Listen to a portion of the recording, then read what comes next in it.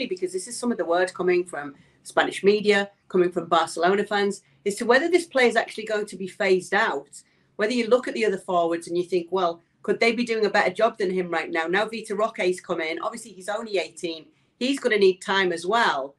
But what do you think of those who say that there might be a way that this player is phased out, that's what maybe could be happening? Robert, yeah, but I mean, how you don't phase him out by not playing. I mean, you know, he's earning massive amounts of money, right? He's got a contract for another season. So if you want to phase him out, you have to sell him somewhere and you have to recoup the money. And we all know the position that Barcelona are in. I mean, you know, they flew to the United States to play Club America and lost that too, by the way. You know, why? Because they need the money. So with Robert, it's a tricky situation because first of all, you want to get him right. The number one job of Xavi in Barcelona is, before they think of anything else, is to make sure that Robert Lewandowski gets back to scoring ways, because he knows how to do that. He really knows, and he's gonna do it once he tastes it. Once you get a couple wins, and Robert Lewandowski is part of that, where he participates in scoring, things and that confidence will come back. And that's the way. Now, I mean, obviously he's 36 years old, so I get what you're saying, but this shouldn't be done in a way where Robert Lewandowski's head goes even lower. You have to build him up as much as you can because you want him to help you win La Liga or win the Champions League or be in a conversation even. That's your number one job. And in the meantime, you can do both, right? So you bring him up, everybody, you know, Robert's happy, Barcelona are happy. And of course, you have to be thinking now, okay, what do we do a year from now? Do we find a way? Now he's at his best, he's scoring goals. Can we possibly recoup some money for him? Because that time was always going to come. But we are at the halfway point of La Liga's season, Yanis. We've seen the run that he's been on so far. So they're 7 points behind the top two of Real Madrid and Girona right now. Could have been worse, but it isn't. It is 7 points right now. With the way things do go in football, a whole half season to go, you don't want to make too many assumptions, but it's quite a sizable drop-off from those top two who are leading La Liga. And then it turns attentions to the Super Cup, which is coming up this week. And on Thursday, Barcelona will be in action against Barcelona. Has it put an even bigger emphasis on the importance of this competition for this side, who really do need something right now?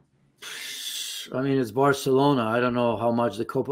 Look, I mean, I don't want to diminish the importance of winning a title. And, you know, players love it. It doesn't matter what it is. As you build up and you go through the stages like you do right now against small opposition, yeah, you kind of don't look at that. But at the end of the day, players love celebrating trophies. They love, you know, what happens afterwards and the fans and the celebration. It doesn't really matter what it is. So what I'm going to say is it's not going to hurt them, but certainly Barcelona are not built, you know, to be celebrating only winning Copa, Copa del Rey. So I don't know. I think number one thing is to steady the ship right now, see if they can stay within touch of Real Madrid and Girona, mostly Real Madrid. I think, if we're honest. To see if they can make a push towards the end, right? I mean, you want to be in that situation where in April, May, you kind of within a couple of points and maybe you have a shot at that. And obviously Champions League, that's the priority right there, because it seems to me that sometimes it's easier to win that competition than anything else if things go right your way. Who are your Barca superstars right now? Because obviously you think of Robert Lewandowski, but you think of Pedri, you think of Xavi, Pedri is continually getting injured and coming back in and is immensely talented. Xavi, who's going to be a big miss, who even among this really difficult season that by their standards Barcelona have been having, then gets badly injured and has gone as well. Who are the big stars now? Because if you look across at Real Madrid, and Barcelona fans must be doing this, you're looking at the signings that are coming in. You're looking at the two Brazilians that they've got in Vini and Rodrigo. You're looking at how Jude Bellingham's doing. Arda Güler's just coming back now from injury after getting signed. Endrick's coming in. There's all these big name signings, and now it just seems to be only a matter of time until it is Mbappe. Is there a thought that maybe a big Galactico, sorry that it's Barcelona and I'm using this word, style signing might help Barcelona to give them that boost? Yeah, but how and when and with which money? Yours, mine? I mean, they're nowhere near Real Madrid, right? When it comes to that, because you can rattle off 7, 8, or 9. I mean, starting 11. Where with Barcelona at this moment on current form, I mean, the only players that I could even consider being superstar at this moment. I mean, Frankie de Jong looks the part to me, and Ter Stegen, who's out actually and probably back in a couple of weeks. I think I read this morning, maybe a little bit sooner than they expected.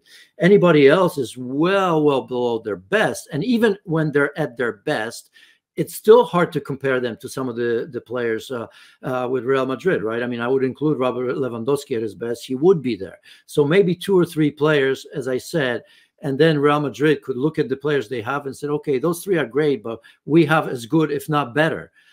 So that's the reality of this. And I don't know how that's going to change. It's not going to change in January. Obviously, they're making a push with the stadium, which in a way, I get it, because better and nicer stadium is going to bring more money. But at this particular time for Barcelona, I mean, it's just probably the worst time where they have to kind of deal with that because of the financial situation. So I don't see that happening. You just hope that the rebuild is going to take a little bit less. Some of these young players that have been rushed into senior football, because let's be honest, that's what's happening, right? And we're talking about Pedri, we're talking about Xavi, we've talked about Ansu Fati in the past. Since what, 16 years old? Right. We're talking about Yamal right now. This is not the way it's supposed to be done. It's supposed to be done that these players are coming up, you know, at the time where maybe, I don't know, Busquets has been there a little bit longer, Alba, where they're, you know, I mean, they're counting up. Barcelona are basically counting on 16, 17, 18-year-olds to win them trophy against the likes of Real Madrid, who have incredible players in each position. So is it possible? Of course, it's Barcelona, and you know, I'll never say never, but I think it's they are doing to some of these young players that they have an unbelievable disservice. And you're just hoping that at some stage, you know, when they come back from injuries, they're going to say, okay, let's cut our losses here. Let's not do it at all costs. Let's put an arm around the Yamals and Pedris and Gavis, even if it means, you know, I don't want to say losing a game, but, you know, don't play them just because you have to, or you think you have to. Give them time, because they've been rushed. They need to be developed. And I think in time, you know, you can have the next, you know, Xavis and Iniestas and Messi, I suppose. Okay, so just to finally end this topic and end this segment altogether today, it's a 2-part question. How do you see the season panning out for Barcelona, and will Xavi last the season?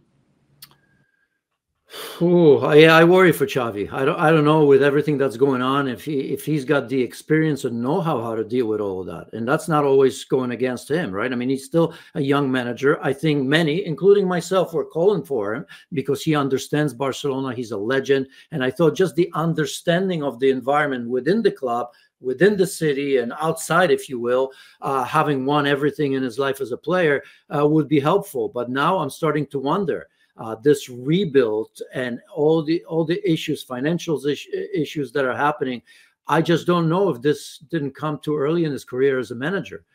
So I worry about him. I'm not sure if he's going to last. I think Champions League is going to be a great indication of that, how far he takes them there, because that's one thing that would plaster over, I suppose, any other worries if they went very deep in that situation. I think if he stays within the top 4, that's important, but I worry about it. So yeah, I mean, you're hoping for the best with Barcelona, because it seems bleak to me the way Barcelona are playing. I mean, they're really squeaking out wins against even the lowest opposition in Copa del Rey and even in La Liga. I mean, the one good thing, I don't know if it's luck or know-how, you know, they know how to win or get points late in games. So I suppose there's that. Yeah, so there are some positives there. I am sure this will not be the last we'll be talking about Barcelona on ESPN Live this season. It probably won't be too long until we do so again. Thanks so much for being with us for the latest edition. We'll see you next time.